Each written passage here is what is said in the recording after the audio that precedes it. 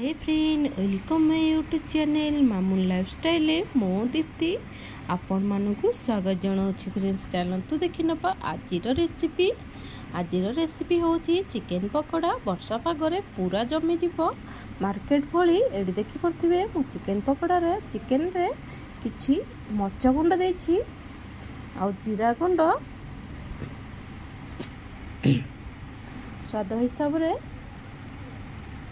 Chicken मसला दे दबा, लंका गुंड, धनिया गुंड, आपण कतरे जो भी सुखा मसला अच्छी, कंचा लंका, दही आपण चाहिए ऐड करि परिबे, नहले नाही। बहुत लोग दही दे न थांदे आइंस रे भी दही क्षीर ए सब खाइबा कथा नहीं। मु पकई देछि फुल रे, मते क्षमा करि देबे। एठी कस्तूरी मेथी नेछि, आमे एठी किछि तेल दबा।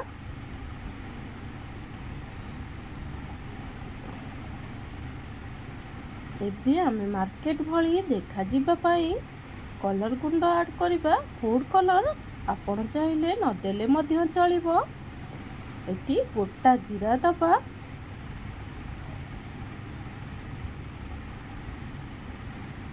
एबे आमे आदरे हळदी दबा।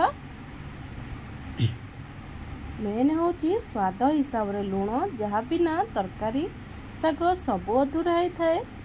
एबे स्वाद हिसाब रे लूण दे दबा। मु जेहेतु 1.5 केजी चिकेन नेछि से हिसाब रे मोटी लूण देछि। 2 ରୁ 2.5 चामच पाखापाखि मु लूण देछि।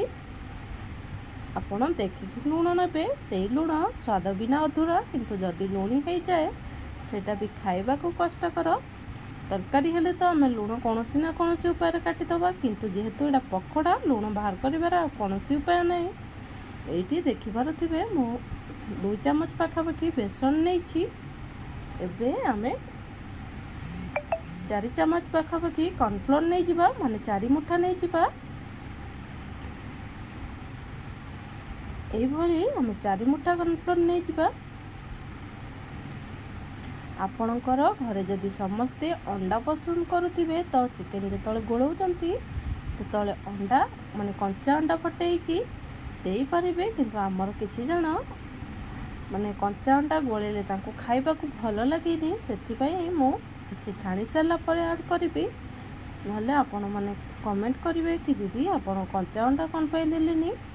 एठी देखि पारुथिबे लेंबू चिपुड़ी की टिके दे देले माने चिकेन रो माने आइंसा बास्नाटा कटि जीवो और खाइबा को मध्य बहुत भल लागिबो। एठी मोर आउ किछि कॉर्नफ्लोर आवश्यकता थिला, मु एठी देकी गोळेकी किछि समय पाए बे छाड़ी देछि। तापरे आमे एपटरे तेल गरम करि नबा। मोर एठी तेल तती आसिलानी। एबे आमे चलंतु एबे चिकेन को मैरिनेट कर रखिथिले ताको एबे छाड़ी नबा। चिकेन पकेला बेले प्रथमे जेतले चिकेन पकेबा आंचटा गैसटा एठी मु प्रथमे चेक करूची चिकेन तेल ताती कि नहीं। मोर तेल है नथिला, ता किछि समय परे मो पकेकी देखुची मोर तेल पूरा परफेक्ट हो गलानी। सेति पई चिकेन पकेला परे मोर ऊपर को उठी आसुची आ तेल कड़ारे लागु नाही मध्य। आ तेलटा भी फेण फेण हो जाउची, ता माने मोर परफेक्ट हो जाइछि। एबे आमे अंडा को गोळे न दे दबा। देखि आको एबे गोळे नबा।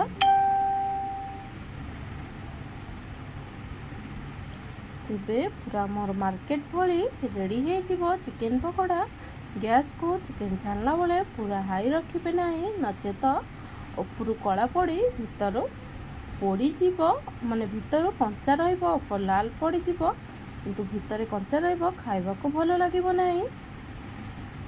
एबे आमे सेही भली सब को छाणी नबा। जदि मोर एई भिडियोटी आपण मानकु भल लागि थाए ताहले निश्चिंत गोटे लाइक करिवे, कमेंट करिवे, सांग मानक सहित शेयर करिवे। रहुछि नमस्कार। देखा बा गोटे नेक्स्ट वीडियो रे। टाटा, से पर्यंत विदाय।